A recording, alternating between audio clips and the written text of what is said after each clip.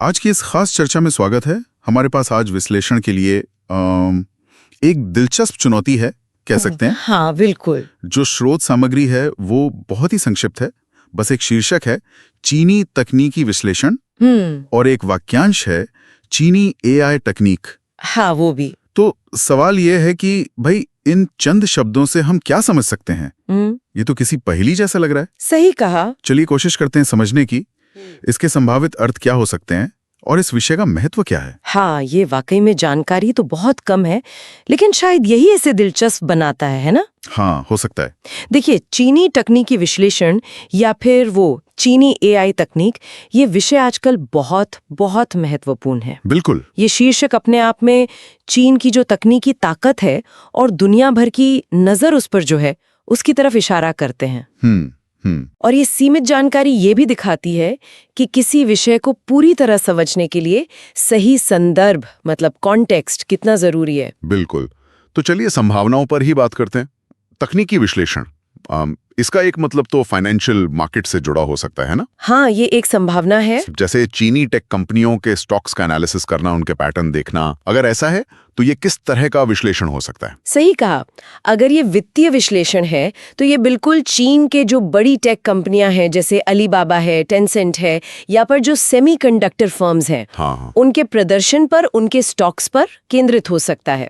निवेशक और अर्थशास्त्री वो लगातार इन पर नजर रखते हैं। क्यों रखते हैं वैसे? मतलब इतना क्या खास है? अरे क्योंकि चीन की अर्थव्यवस्था और उसकी टेक इंडस्ट्री का जो वैश्विक प्रभाव है वो बहुत बड़ा है। अच्छा। इस तरह के विश्लेषण में फिर वो चार्ट्स देखते हैं, मार्केट के ट्रेंड्स देखते हैं, आर्थिक संकेतक, इन सब का इस्तेमाल होता है। ये अपने आप में एक बहुत बड़ा और मतलब पेचीदा क्षेत्र है। ठीक है, ठीक है।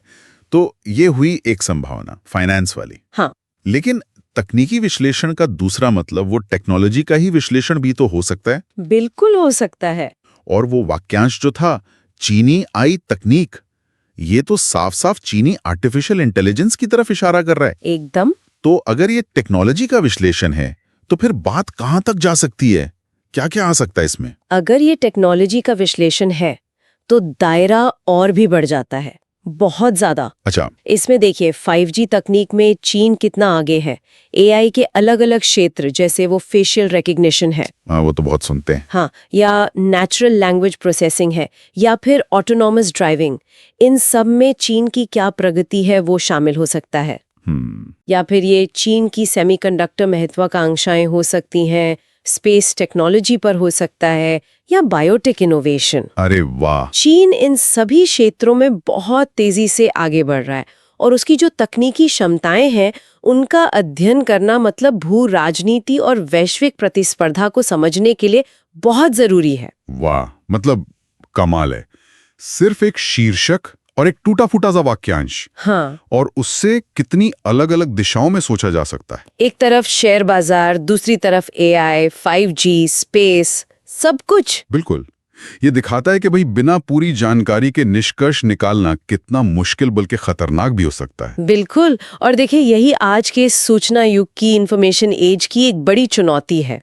हमें अक्सर जानकारी के ऐसे ही छोटे छोटे टुकड़े मिलते हैं, जैसे ये शीर्षक मिला। हाँ। लेकिन पूरा संदर्भ गायब है, विश्लेषण कितना गहरा है, किसने किया है, उसका नजरिया क्या है, ये सब पता नहीं। सही बात है। तो ये जानना बहुत जरूरी है कि हम क्या नहीं जानते हैं। सिर्फ इन चंद शब्दों के आधार पर ये मान लेना कि हम विषय समझ गए, ये गलत हो सकता है। तो ये पूरी बात हमें स्रोत की गुणवत्ता मतलब क्वालिटी ऑफ सोर्स के महत्व पर वापस ले आती है। एकदम। चीन की तकनीक और एआई जैसे जटिल और इतनी तेजी से बदलते विषय को समझने के लिए भरोसेमंद और विस्तृत जानकारी चाहिए। सिर्फ शीर्षक देख लेने से काम नहीं चलने वाला। एकदम सही कहा आपने। इस तरह के विषयों पर अगर पकड़ बनानी है तो कई अलग अलग स्रोतों को देखना पड़ता है, विश्लेषण के तरीकों को समझना पड़ता है और जानकारी को वेरीफाई करना, उसकी पुष्टि करना बहुत जरूरी होता है। वरना सतही जानकारी अक्सर गुमराह कर सकती है, खासकर जब विषय इतना प्रभावशाली हो और उसके इतने सारे पहलू हों। तो अगर हम आज की चर्चा को समेटें, हमारे पास स्रोत के तौर पर सिर्फ एक शीर्षक था, चीनी तकनीकी विश्लेषण, और एक वाक्यांश, चीनी एआई तकनीक। हाँ, बस इतना ही। हमने देखा कि इसके कई मतलब हो सकते हैं, या तो फाइनेंशियल मार्केट्स का विश्लेषण, या फिर खुद चीनी तकनीक और एआई का अध्ययन। ये तो साफ है कि मुख्य विषय चीन की तकनीक है, पर उसका कौन सा पहलू ये स्पष्ट नहीं है। हाँ, और ये हमें एक बहुत अहम सवाल पर सोचने को मजबूर करता है, मुझे लगता है क्या सवाल? कि जब हम चीनी प्रौद्योगिकी जैसे जटिल, इतनी तेजी से विकसित होते और विश्व स्तर पर इतने प्रभावशाली विषयों का सामना करते हैं, तो केवल सतही या अधूरी जानकारी के आधार पर अपनी समझ बनाने के क्या खतरे हो सकते हैं।